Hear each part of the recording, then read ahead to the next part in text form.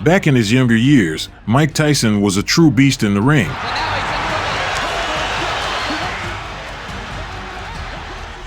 But he rarely harbored personal animosity towards his opponents. Tyson always put on a show before a fight and sometimes even engaged in offering scuffles. Make sure you kiss me good with those big lips. However, after the battles, Iron Mike would always transform into a caring sportsman, extending a helping hand to his defeated opponents. It's over! Mike Tyson has returned! But there was one boxer he despised. That boxer was Tyrell Biggs. Unfortunately, their tale of animosity did not have a happy ending. Today, we will find out what happened to the boxer whom Mike Tyson held such disdain for and how their feud concluded. The history of the enmity of these two boxers goes back far into the 80s, when both fighters were still amateurs. Tyrell at that time basement high hopes. At a height of 77.17 inches, the American was perfectly suited for the role of the new Muhammad Ali. Biggs, just like his legendary predecessor, was fast, moved with lightning speed on his feet, and did not know what it was to be defeated.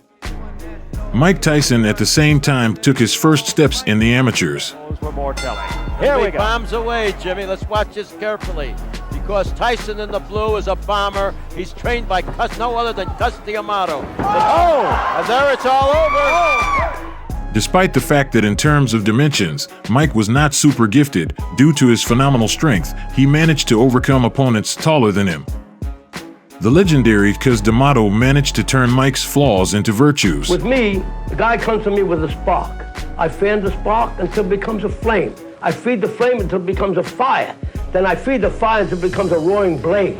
That's what I have to do.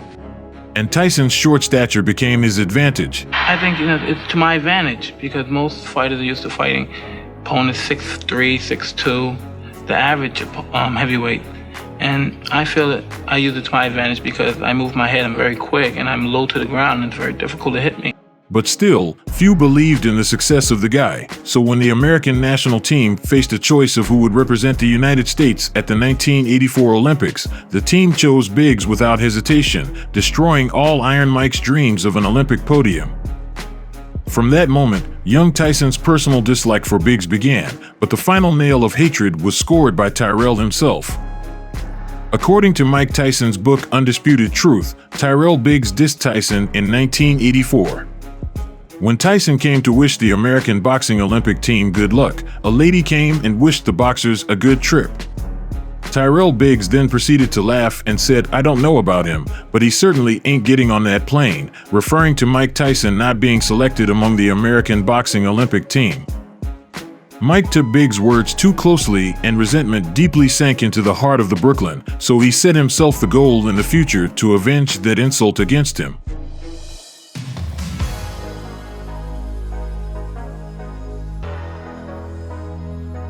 Style in what was, after all, the biggest amateur tournament in the world. It turned out later that Biggs was in the process of getting higher still for a bigger fall. He was drinking. A little time will pass. Biggs will win an Olympic medal, after which he will move to the professionals, The fight with one hand, his left. where the star of Mike Tyson will already shine with might and main, who subjugated the professional ring with lightning speed.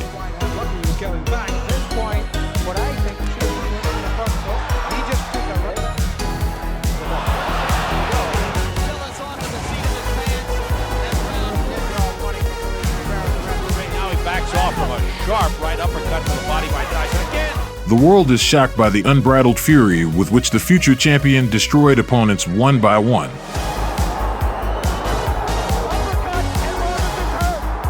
In 1986, Iron Mike would win his first world title by defeating Canadian Trevor Berbick, thus becoming the youngest heavyweight champion in history. Doing nothing offensively. He crashes down. This will be followed by two more belts according to the WBA and IBF versions. Thomas trying to hold on. Serious trouble. And down he goes. Boxing analysts wondered who could stop this knockout machine. It is at this moment that the silhouette of long-standing rejection in the face of Tyrell Biggs appears on the horizon. Tyrell, unlike Tyson, did not immediately manage to adapt his amateur style to a professional one. It took the Olympic champion some time to change his style of fighting, building it in a more professional way. However, the gifted American managed to do this, also becoming a dangerous puncher whose blows everyone was afraid of. It was clear to everyone that the paths of former teammates would someday cross.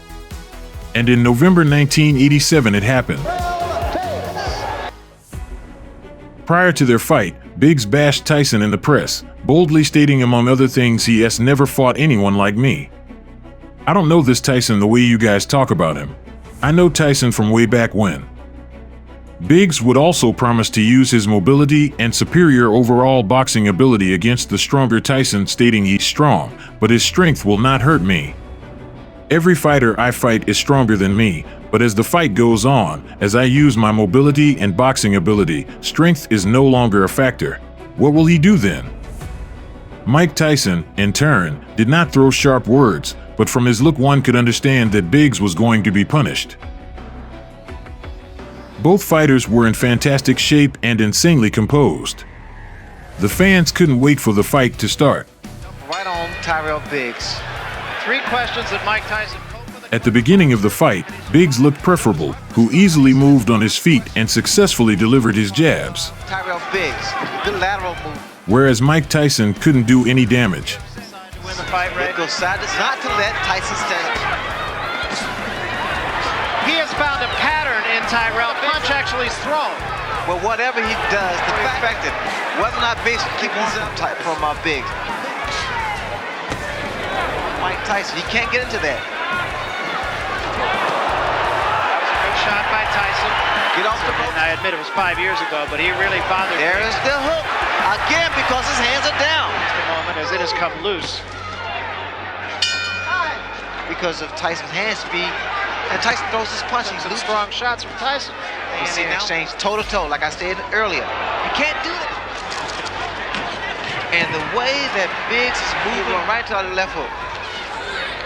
In the second round, Biggs missed a hard left from Iron Mike, after which he began to slowly slow down. And the right hand does most damage.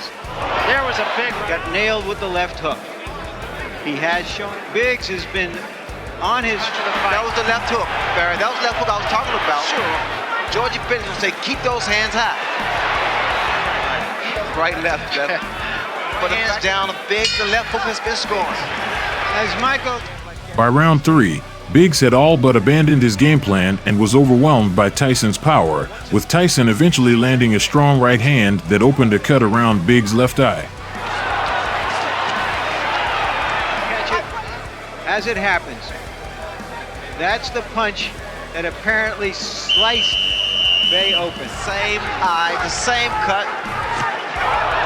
And another big left hand, and Biggs is hurt. That's something you pointed out before the fight. And now it's Tyson just hammering him. The blood is seeping to the eye. Using his tubes. He's trying to outmuscle. And there's a huge left hand. At the end of the 4th round, it became clear to everyone that Tyrell could not be saved. Tyson just putting all the pressure on. So having movement from Tyrell Biggs now. Start those uppercuts. He took a big. Mike systematically destroyed the opponent, enjoying every moment of the battle. Instead of what he said he was going to do. Huge left hand. And a combination by Tyson. Tyson would continue to dominate in rounds 5 and 6, consistently attacking Biggs with hooks and right hands, though Biggs would survive both rounds without getting knocked down. To dominate. It looks even uglier. I'm Friday, sure the doctor will look at it. Bloody Friday. And another. It's a little easier for him. Instead, he come back with a combination of his own. First go back a long way, all the way back. Fans wondered when the end of the fight would come, and it came in the 7th round. He said, if your legs are going... With 30 seconds left in round 7, Tyson hit Biggs with a left hook that sent Biggs to canvas and almost out of the ring. Oh, that was a tremendous. Look at the right hand of Tyrell Biggs. It's down, and the left hook has been landing from round 1. Biggs was able to answer the referee's count at 9. Tyson would continue his assault as soon as Biggs got up and quickly knocked down Biggs again, this time with a left hook. There's a left hand. they just abandoned the tactics that would have been effective. I think it's the power and the fact that Mike Tyson, leading to referee Tony Orlando stopping the fight and awarding Tyson the victory via technical knockout. Usually, after the fight, the rivals exchange compliments to each other, but this time Iron Mike finished off the opponent, openly ridiculing him in front of the public. Apparently, the same offense that arose in 1984 was to blame. What broke him down? Was it just constantly the pressure? body punches. When I was hitting him with body punches, and I heard him, actually he was crying in there, making woman gestures like, I can't find it, but I knew that he was breaking down soon. You're saying that Biggs was crying when you hit him? Yes.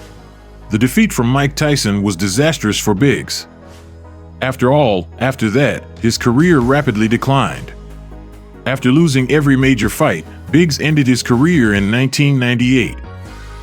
Iron also had a lot of surprises in the future, but that's a completely different story.